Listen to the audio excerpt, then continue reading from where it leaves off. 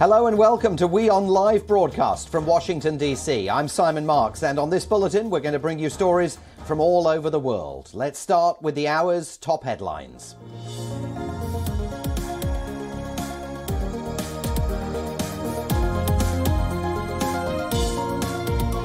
A top US official says that at this juncture, Washington is not planning to open an embassy in Afghanistan, citing serious security concerns and the threats posed by ISIS-K.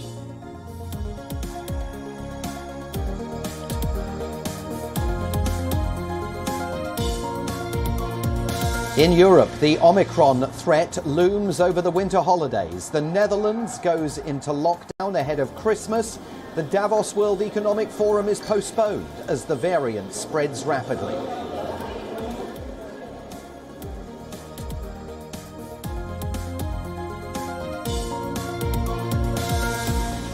The head of India's premier hospital, Dr. Randeep Guleria, says that the Omicron variant seems to be milder compared to previous strains. He suggests tweaking vaccines to counter the new COVID-19 threat.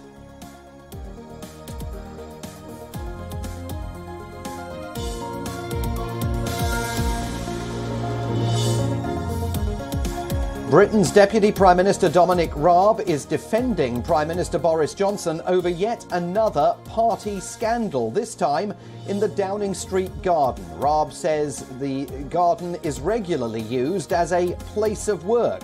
He adds that the meeting was not against regulations.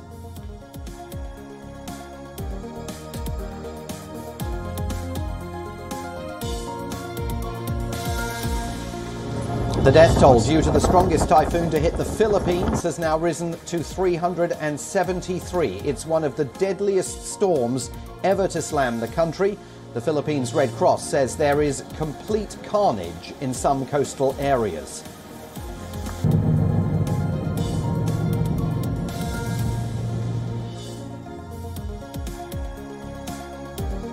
And in a twist, Chinese tennis star Peng Shuai is denying that she ever accused anyone of sexual assault in a new video. But the WTA says that the video does not alleviate concerns about Peng's well-being and her ability to communicate without censorship or coercion.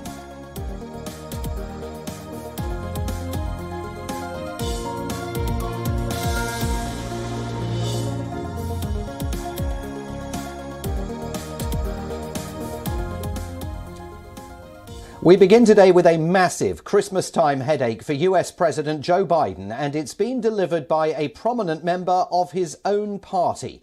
Senator Joe Manchin of West Virginia said over the weekend that he is not able to support Joe Biden's ambitious Build Back Better initiative, a massive public spending proposal that includes, among many other things, most of the president's climate change initiatives.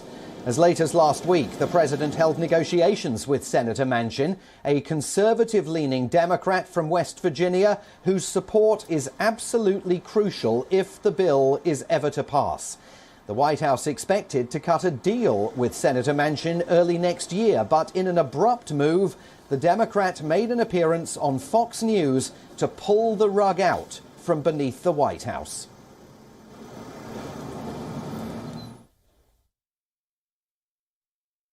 And where I'm at right now, the inflation that I was concerned about, it's not transitory, it's real, it's harming every West Virginian. It's making it almost difficult for them to continue to go to their jobs, the cost of gasoline, the cost of groceries, the cost of utility bills. All of these things are hitting in every aspect of their life. And you start looking at, then you have the debt that we're carrying at $29 trillion, and I cannot vote to continue with this piece of legislation. I just can't. I've tried everything humanly possible. I can't get there. Well, those words sparked uproar within the Democratic Party and prompted an immediate war with the White House itself. The president's office took personal aim at Senator Manchin, accusing him of a breach of trust.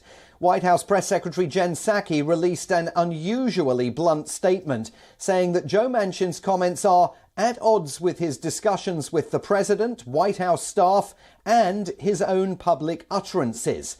When asked about the flap in a press conference, Jen Psaki appeared somber and said that the White House will hear the concerns of the senator.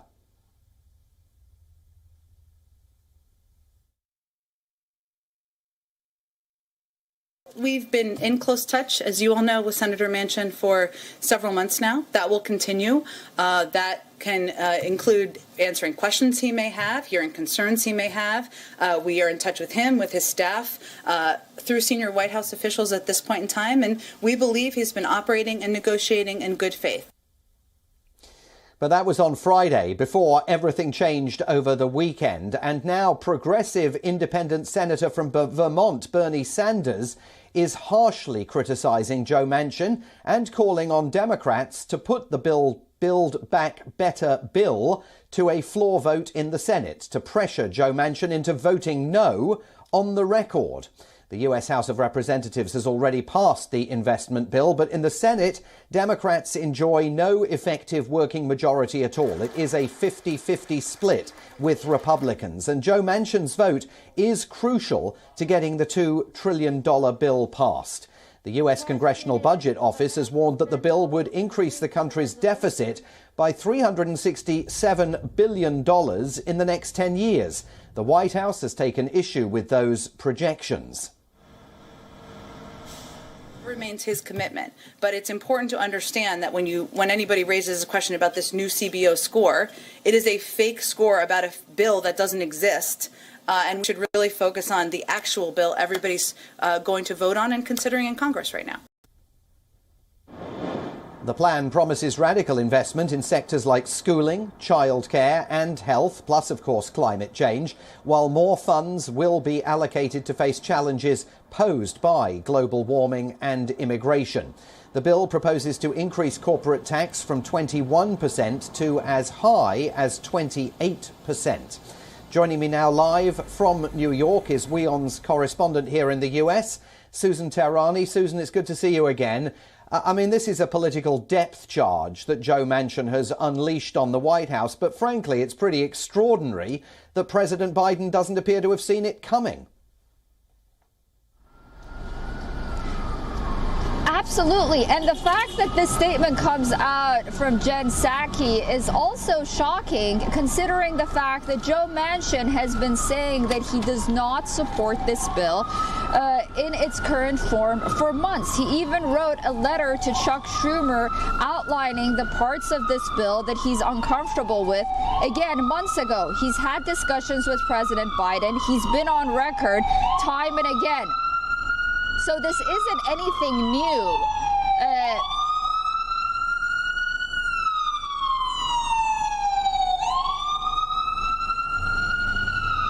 Susan, I can hear you're battling the sirens there while they pass you. Let me just ask you what the prospects are now moving forward. I mean, the White House is saying that despite what they clearly see as Joe Manchin's treachery, they are going to try and find a way of moving all this through the Senate. They could break the bill down into its individual components and try and pass multiple separate spending measures. But, I mean, the calendar would, it doesn't help them in that regard as we hurtle towards the midterm elections. This is not an attractive range of options that President Biden is currently looking at.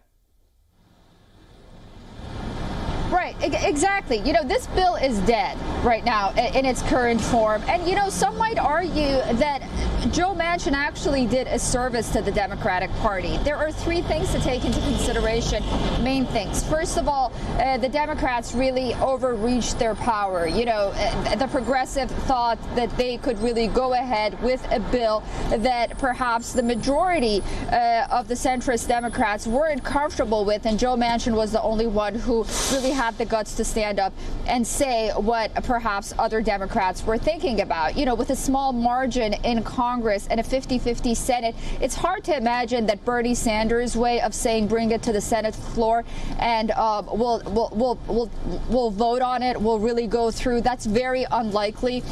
Joe Manchin will probably stand his ground. Remember, West Virginia was Trump County, and Joe Manchin has been very clear in saying that he cannot vote on a bill that he can't defend when going back home and talking about it. And then there is the aspect of whether or not they can break this bill.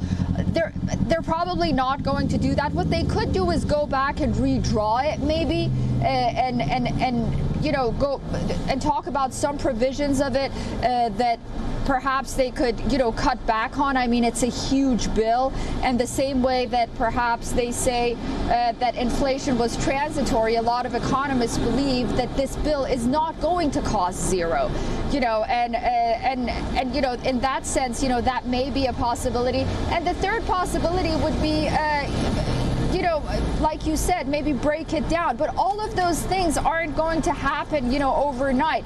And I think the main message we'll take away of this is that the Biden administration overplayed its hands and really played into the progressive wings of the Democratic Party. And here he is right now, you know, battling one of the cornerstones of his campaign promise. And of course, what the public sees again, going all the way through into the new year, are Democrats at war with themselves. Susan Tehrani, WION's correspondent, live for us in New York this morning. Thanks very much. We'll see you again soon. Let us move on to a new twist in the Peng Shuai controversy. The Chinese tennis star has walked back her sexual assault allegations in a media interview. Shuai said, and I'm quoting here, "I would like to stress a very important point. I have never said nor written anything accusing anyone of sexually assaulting me. I would like to emphasize this point very clearly," unquote. She was recorded saying this in a video interview with a Singaporean Chinese language newspaper. However, in her original post on the Chinese social media platform Weibo, Peng Shuai accused former Vice Premier Zhang Guolai of forcing her to have sex with him on a number of occasions. The post was quickly deleted, but screenshots of it were posted on Twitter, and that sparked a global outcry. The controversy was further cemented after Peng Shuai vanished from public view for nearly 3 weeks, raising concerns in the global tennis community. However, the comments are not easing the worry of the Women's Tennis Association. It says it still has significant concerns about her well-being and her ability to communicate without censorship or coercion. The WTA has already suspended all tournaments in China, including Hong Kong, over concerns about Peng Shuai and the safety of other players. The latest video follows images of Peng published by Chinese state media, including some of her own at a tennis tournament. They also published a screenshot of an email Peng Shuai allegedly wrote to the WTA saying that everything is fine. But that did little to ease worries. The WTA chief Steve Simon said at the time that he found it hard to believe Peng's email and questioned whether she was really free to speak openly. In the latest video, Peng Shuai is seen wearing a red T-shirt with China emblazoned on it, and saying that the email written to the Tennis Association was legitimate and written entirely of her own free will.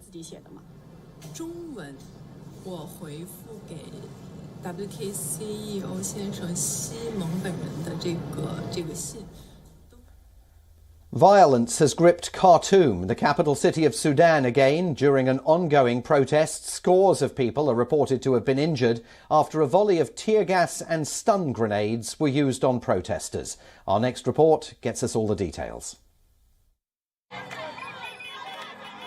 Hundreds and thousands of people marched to the presidential palace in Sudan's capital, Khartoum, to protest against a military coup that happened on the 25th of October this year. The protest organizers had asked people around the city to assemble for a sit-in protest after sundown. Some protesters even managed to reach the gates of the palace. Demonstrators marched down a main road leading to the palace, chanting, "The people are stronger and the retreat is impossible."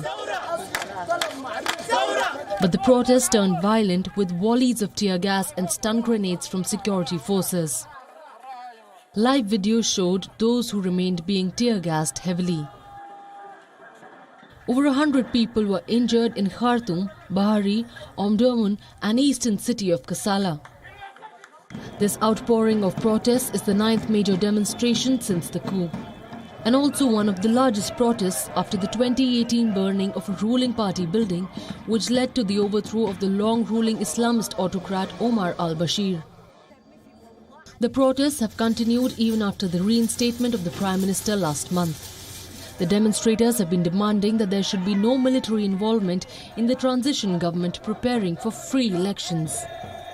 On Saturday night, Prime Minister Abdallah Hamdok had warned that Sudan's revolution is facing a major setback and that political intransigence from all sides have threatened the country's unity and stability. The military and civilian political parties, known as the Forces of Freedom and Change Coalition, had shared power since Bashir's removal. But the agreement reinstating Hamdok angered protesters. Hamdok was previously seen as a symbol of resistance to the military rule and denounced his deal with the military as a betrayal. Recently, the coalition has supported the calls of resistance committees for sit-ins, strikes and further protests. These upcoming events are scheduled for December 5th and 30th. Bureau Report, WION World is One. Moving on to the Philippines, where the death toll from Typhoon Rai continues to rise rapidly. At least 373 people have died. More than 300,000 have been displaced in what is said to be the strongest typhoon to hit the country in recent years. The super typhoon smashed the archipelago with wind speeds of almost 200 kilometres per hour. The storm knocked out communication lines, ripped off roofs and flattened buildings in many areas. Rescue operations are now underway in the disaster-hit regions.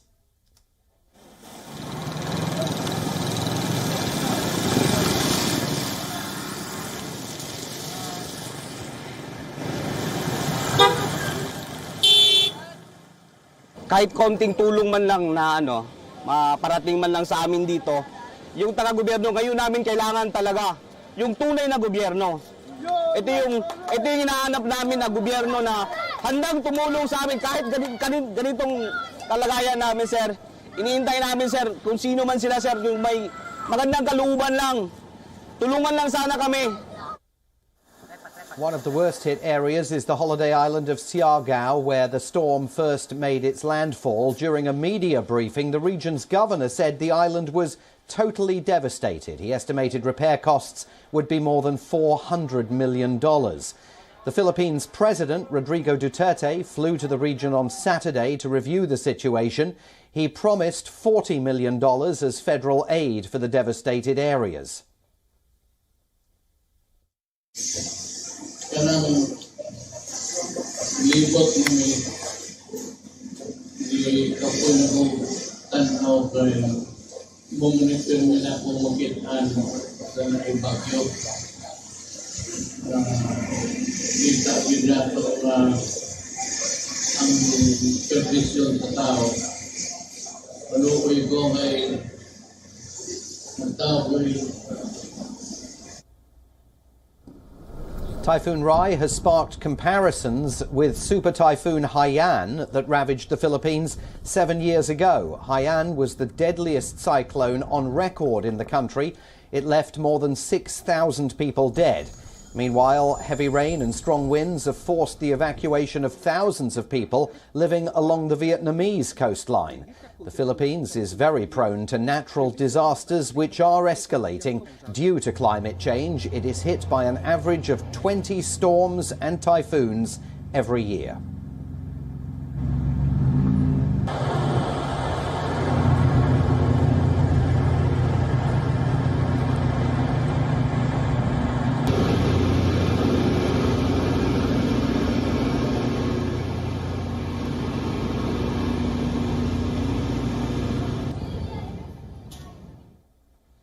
Latvia's Evija Rain set a new women's record at the Antarctic Ice Marathon, surpassing the previous record by almost 14 minutes. Known as the southernmost marathon on Earth, the race at Union Glacier also saw a 74-year-old finish the extreme temperature sporting event. Our next report has all the details. Take a look.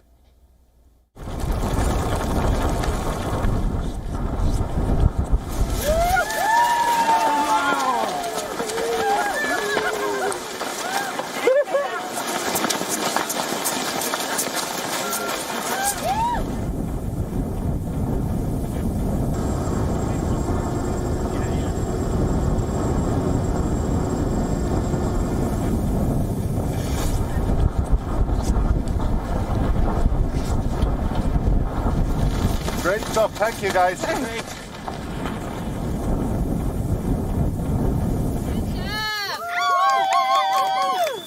Excellent. Incredible. Amazing. So amazing. Good job.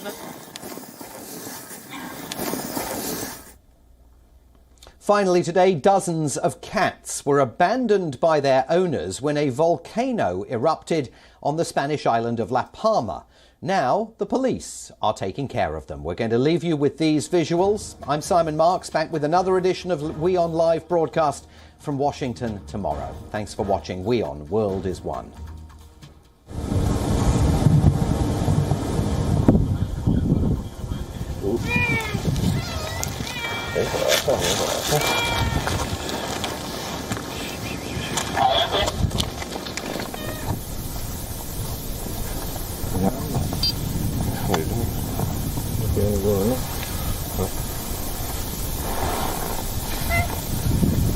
Se han comido 4 o 5 latas ya.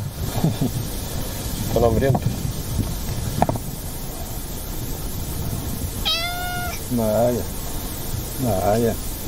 Cuando llegamos aquí los encontramos pasando por... When we arrived here, we found them crossing the lava. We imagined that they came from that house or they came from around here. We didn't know if they came from outside or if they came out of the house now that the lava is cold. What we have done is to approach them. Con comida que traemos en el coche.